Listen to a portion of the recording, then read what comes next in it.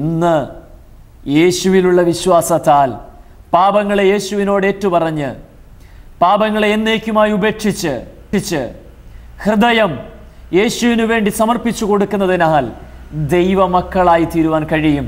ഇന്ന് രാവിലെ ഞാൻ നിങ്ങളെ അതിനുവേണ്ടി ആഹ്വാനം ചെയ്തുകൊണ്ട് മുൻപോട്ട് ഞാൻ പോകട്ടെ. നമ്മുടെ വിഷയത്തിലേക്ക് മുൻപോട്ട് പോകട്ടെ.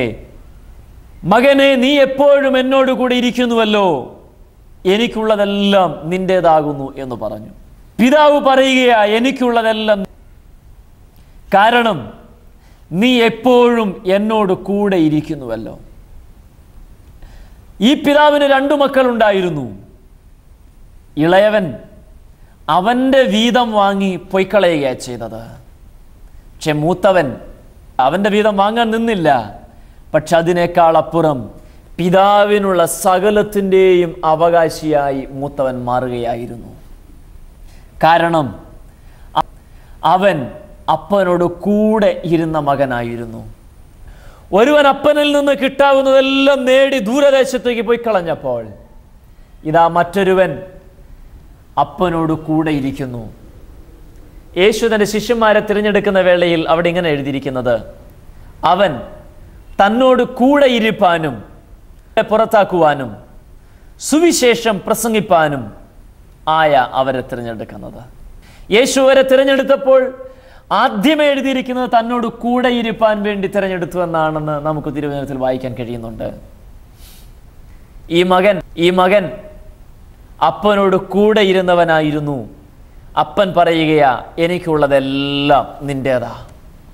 അങ്ങനെയെങ്കിൽ യേശുവിൽ വിശ്വസിച്ച് വീണ്ടും ജനനം പ്രാപിച്ച്, അഥവാ ആത്മീക ജനനം പ്രാപിച്ച് ദൈവത്തിൻ്റെ മകളായി തീർന്ന ഒരു വ്യക്തി അവൻ എപ്പോഴത്തോട് കൂടെ ഇരിപ്പാൻ തയ്യാറാകുന്നു എങ്കിൽ ദൈവത്തിൻ്റെ സമസ്ത അനുഗ്രഹത്തിൻ്റെയും അവകാശിയായി അവൾ മാറ്റപ്പെടുകയാണ്.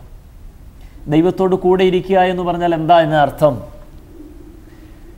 ദൈവത്തിൻ്റെതെന്ന് പറഞ്ഞൊരു രൂപമുണ്ടാക്കി അതിനോട് ചേർന്ന് എപ്പോഴും ആ രൂപക്കൂടിനോട് ചേർന്നിരിക്കുക എന്നാണോ? ഒരിക്കലുമല്ല.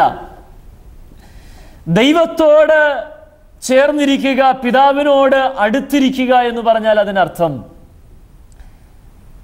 നമ്മുടെ വാക്കുകളിലും നമ്മുടെ പ്രവൃത്തിയിലും നോട്ടത്തിലും ചിന്തയിലും കേൾവിയിലും നമ്മുടെ നടപ്പിലും നമ്മുടെ കൊടുക്കൽ വാങ്ങലുകളിലുമെല്ലാം ദൈവത്തെ അകറ്റി നിർത്തുന്നതൊന്നും പാടില്ല എന്നത്രേ അതിൻ്റെ അർത്ഥം.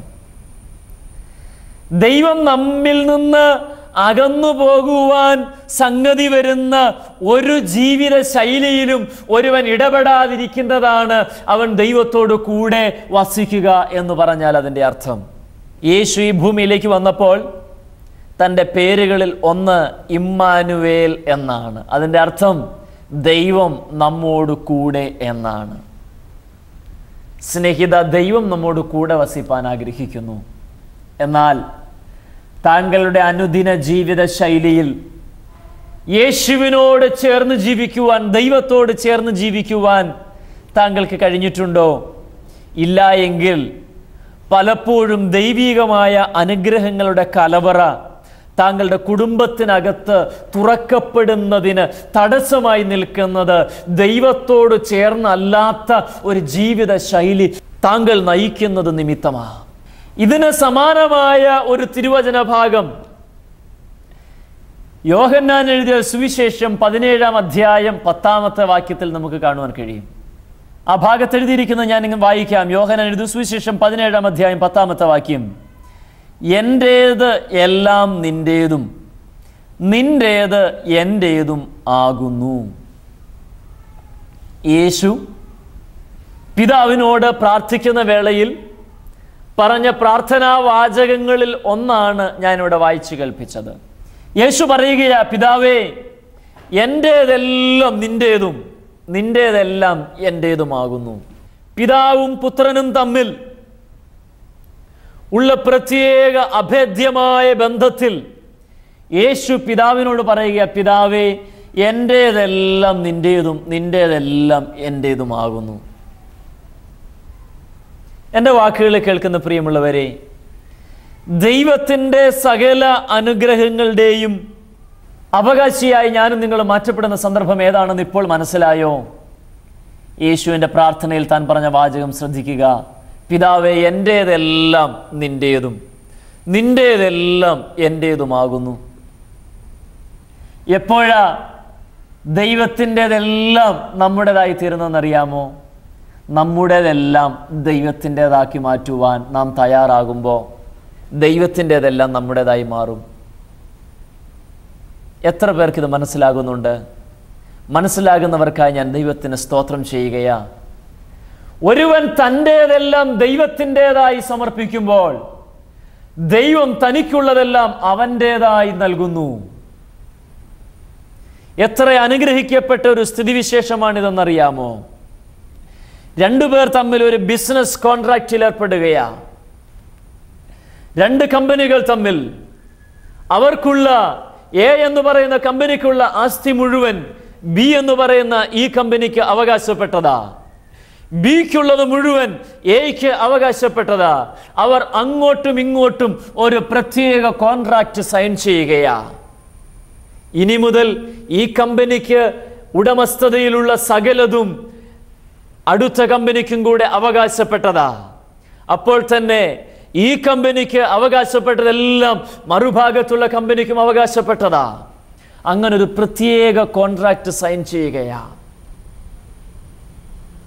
എന്നാൽ ഈ കോൺട്രാക്റ്റിൽ നിന്ന് ഒരു വ്യക്തി മാറിയെന്നിരിക്കട്ടെ, ഒരു കമ്പനി മാറിയെന്നിരിക്കട്ടെ, നിൻ്റേതെല്ലാം എനിക്ക് വേണം, പക്ഷെ എൻ്റേതൊന്നും നിനക്ക് തരാൻ തയ്യാറല്ല എന്ന് പറഞ്ഞാൽ ആ കോൺട്രാക്റ്റ് നിലനിൽക്കുകയില്ല.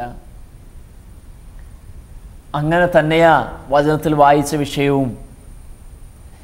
എപ്പോഴാണ് ദൈവത്തിൻ്റെ സകലതും നമ്മുടേതായി മാറുന്നതെന്നറിയാമോ?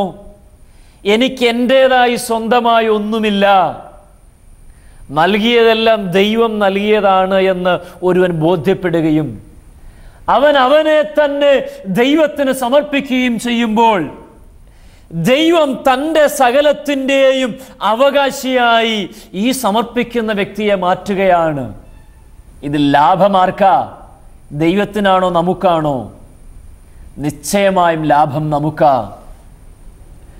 60-70 വർഷം മാത്രം, അങ്ങേയറ്റം പോയാൽ 80 വർഷം മാത്രം ഈ ഭൂമുഖത്ത് ജീവിക്കുന്ന ഈ ഒരു ജീവിതം, ആ ജീവിതത്തിൽ കർത്താവ് നമുക്ക് കനിഞ്ഞു നൽകിയ ഈ കൈകൾ, ഈ കാലുകൾ, ഈ തലച്ചോറ്, ഈ കണ്ണ്, ഈ കാത്, ഈ നാവ്, ഇത് കർത്താവിന് വേണ്ടി നാം സമർപ്പിക്കുവാൻ തയ്യാറാകുമെങ്കിൽ, നമ്മുടെ ധനം കൊണ്ട് നാം ദൈവത്തെ മാനിക്കുവാൻ തയ്യാറാകുമെങ്കിൽ, നമ്മുടെ സ്വത്ത് ദൈവത്തിൻ്റെതായി മാറ്റപ്പെടുത്തുവാൻ നാം തയ്യാറാകുമെങ്കിൽ, വചനം പറയുന്നു അവൻ്റെ സകലതും അവൻ നമുക്ക് നൽകുന്ന കർത്താവാ.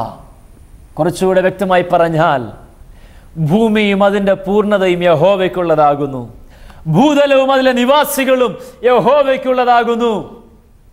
സകലത്തെയും സൃഷ്ടിച്ചു പരിപാലിക്കുന്ന കരം ദൈവത്തിൻ്റെ കരമാ. ഒരുവൻ അവനെ തന്നെ സമ്പൂർണമായി ക്രിസ്തുവിന് വേണ്ടി വിട്ടുകൊടുത്താൽ അവനിലൂടെ ദൈവം തൻ്റെ മഹത്വം വെളിപ്പെടുത്തുവാൻ ദൈവത്തിന് പദ്ധതിയുണ്ടെന്നാ പറഞ്ഞു വന്നതിൻ്റെ അർത്ഥം. പിതാവേ, എൻ്റേതെല്ലാം നിൻ്റേതും നിൻ്റേതെല്ലാം എൻ്റേതുമാകുന്നു. പ്രിയ സ്നേഹിത, ദൈവത്തിൻ്റേതല്ലാത്ത അല്ലെങ്കിൽ ദൈവത്തിന് കൊടുപ്പാൻ കഴിയാത്ത ചിലതൊക്കെ താങ്കളുടെ ജീവിതത്തിലുണ്ടോ? എൻ്റേതെല്ലാം ദൈവത്തിന് എന്ന് പറയുവാൻ കഴിയാത്ത ചിലത്. ഞാൻ ഉദ്ദേശിച്ചത് അവിഹിതമായി നാം സ്വന്തമാക്കി വെച്ചിരിക്കുന്ന ചിലത്, അത് ദൈവത്തിന് ഇഷ്ടമില്ലാത്തത് മാറ്റിക്കളയുവാൻ തയ്യാറാണോ? നിയമപരമല്ലാതെ കൈവശപ്പെടുത്തിയത്, ചതിവിൽ വാങ്ങിയത്,